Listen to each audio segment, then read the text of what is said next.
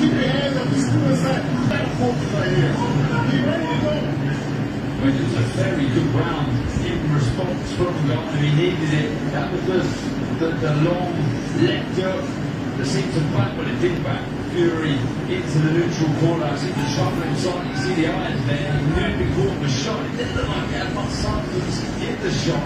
Just shows you how hard Ngannou does punch. And you see there landing some hooks on the side of the head for Fury. Fury landed another right now, but absolutely had no effect on Ngannou whatsoever. That's been so impressive so far from Ngannou.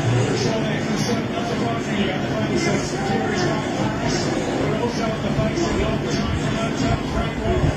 And Andy Lee in the corner at one stage asked Fury if he was alright. As we head into round 9 of a contest that's become just fascinating. Something so impressive from Ngannou is the fact that he's been over a year, an awful long time, but his timing is very, very good. He just couldn't play sometimes Fury to let his shot go, and then fight back with a quick 1-2. Impressive, really, really impressive. You see many of us have been out along at the ring outside, and really struggled to find their timing. And now they've been in there with someone who's elusive and there's hard to sacrifice in Fury, so massive respect to Ngannou.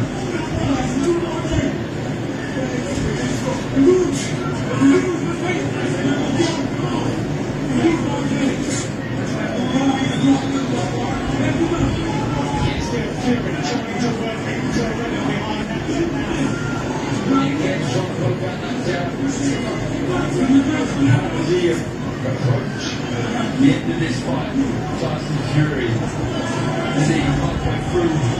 Help around it. Does he push further back to try this last round and a half of Ngannou? Can he get those? Can he time those shots? Which he's done so well. So far in this contest, so impressive. And we have passed the 25-minute mark in terms of boxing time, which is the longest that you would be. 5-minute round Sydney, UFC and MMA, Chipre. Is this where Fury can take control? Minute to go in the night. Remember, as a professional watcher, you build up to this distance. 4 rounds, 6 rounds, 8 rounds, 10 rounds. Ngannou has gone straight in to a 10-round contest with the best heavyweight in the world. And his ending still looks relatively good. I mean, he did look a few rounds ago, he was starting to breathe heavily, but he's certainly got his second win. And he keeps getting dangerous in there. Tyson Fury moving back to the centre ring, working behind the jab. Just trying to draw out that lead. Here we go. It's been Ngannou who's been the one that's been patient and tried to look for the counters. Fury trying to bounce up on his toes to build some rhythm into his work in the closing stages of the stoppage. Good jab towards the end of the round from Fury.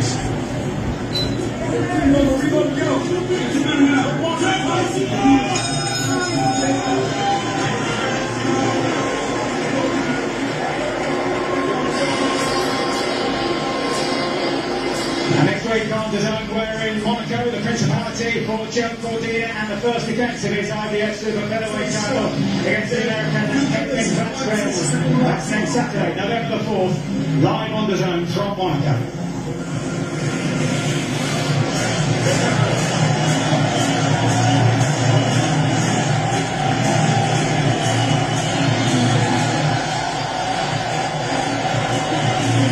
Very different ovation for Alexander Usyk compared to the man semi-confident Cristiano Ronaldo. But you have to wonder now after what Fury's been subjected to here. As Andy reminds you, it's the last round coming up, the 10th and final round. What are the chances of a fight back ahead on December the 23rd?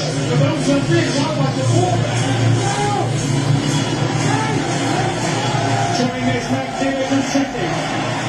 Stage of the contest that many predicted we would never reach. It's the 10th and final round.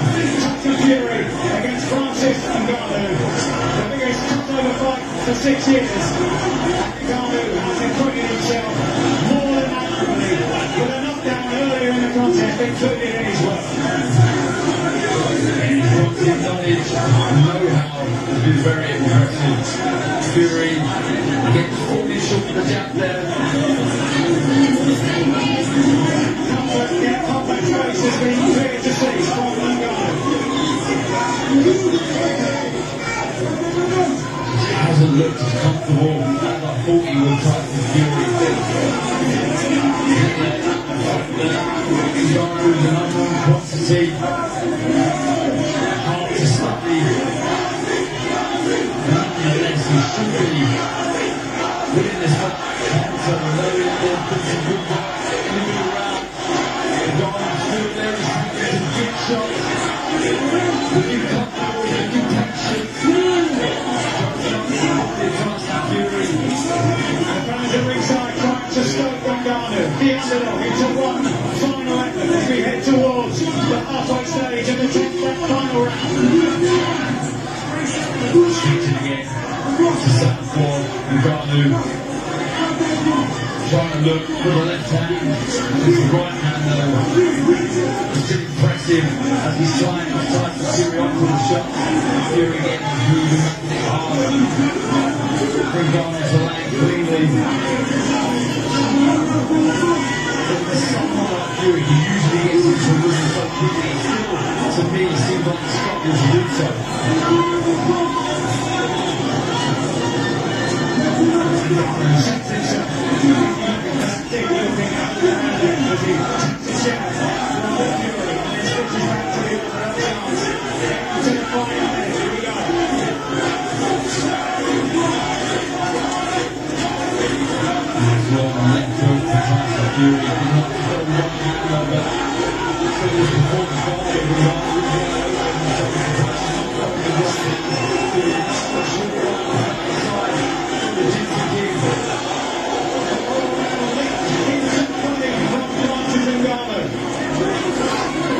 He knows that the final bell is upon us.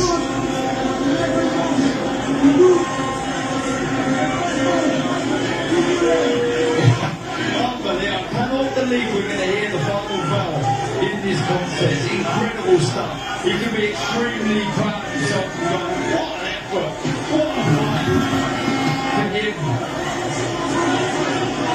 Fury dancing on his nose in the closing stages as the two men almost exchange. Left hooks close to the centre of the ring. And it's all over. 10 rounds completed for Francis Ngannou. Respect flowing both ways at the sound of the bell during the 10th and final round. And those who dismiss the chances of Francis Ngannou will have to rethink, and we might have seen a rethink in terms of what these crossover fights can bring. Just did not see it coming, Mike. I thought Tyson Fury had most did would cruise to victory, and he didn't there. There was patches there where he was boxing nicely behind the jab. There's a knockdown from Ngannou. Just, in my wildest dreams did I think I would see that from this man here. I mean, what an effort. What an unbelievable effort from Ngannou, who looked a very accomplished boxer, switching from orthodox to southpaw, landing big shots, dropping Tyson Fury. What a remarkable story this is.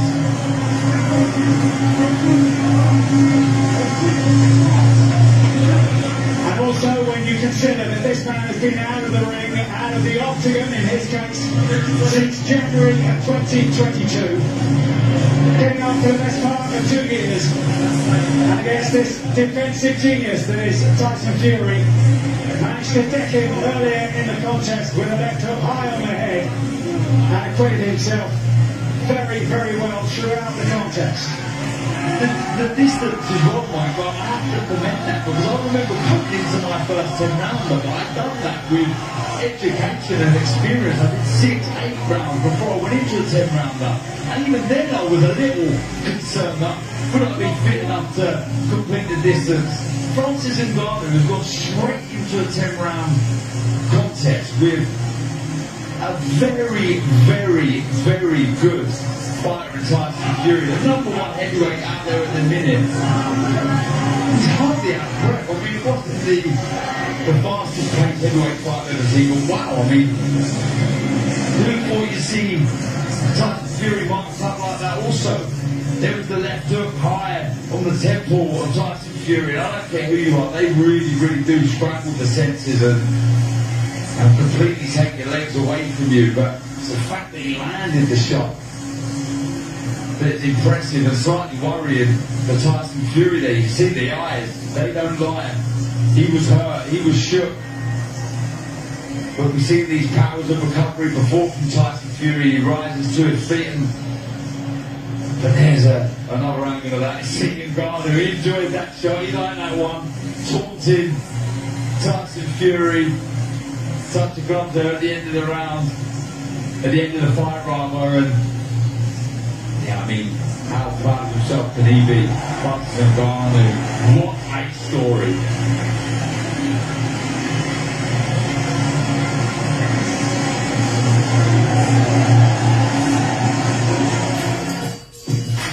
Coming up on Saturday, December the 2nd, from Houston, Ryan Garcia, making his return to the ring after that defeat against Gervonta Davis earlier in the year.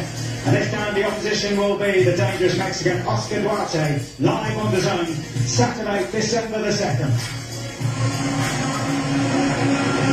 Here we're waiting for the official verdict to be read out by Michael Butler, 3 judges at ringside, and the Cameroon flags being flown right at ringside, being flown in celebration. Darren, they clearly believe that man has done enough. Ladies and gentlemen, after 10 rounds of boxing, we go to the scorecards. What a way to open Riyadh season here in the city of Riyadh, Kingdom of Saudi Arabia. Here are the judges' scorecards. Ed Garner scores it 95-94, Ngannou. Juan Palacio scores it 96-93 for Fury. Alan Krebs scores it 95-94, a one-point decision on the third card. Winner by split decision. Still undefeated from the United Kingdom, the WBC World Champion, the Gypsy King, Tyson Fury. That the celebrations, such as they are in the Fury corner, are muted. 2 of the judges voting in favour of Fury, but one of them going the other way. And those supporters of Ngannou, well, their faith was well placed in thinking that their man had done enough. But what odds would you have got? First of all, Ngannou going the distance, and secondly, Ngannou getting so close as to force a split decision. A tremendous performance from Francis Ngannou for Tyson Fury. He has cracked over the line. Tyson, first of all, congratulations on a hard-fought victory. It didn't quite go to plan. That wasn't in the script, was it? No, that definitely wasn't in the script.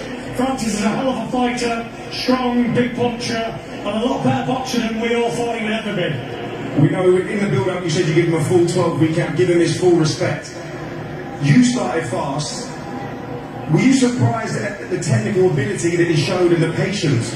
Listen, he's a very awkward man, and he's a good puncher, and I respect him a lot. Before the fight and afterwards. What did he do in there that surprised you? Listen, he was very awkward. He was wasn't coming forward. He was standing back waiting for me to land my punches and then trying to counter him. He's a good fighter. It's given me probably one of the toughest fights in the last 10 years. What was going through your mind? You knocked down in the 3rd round. You're looking up at the sky. Nothing. It's a part of boxing, you know. I got caught behind the head again. I wasn't nothing. I was all right, and I got back up, and it was what it was. Got back to me boxing. Split decision winner. Do you agree with the judges' scorecards? Do you have it that close? Yeah. I don't know how close it was, but I got the win. That's what it is. It felt like you started fast, but you didn't quite get going to your usual Tyson Fury self. Yeah, I've been out the ring a long time again.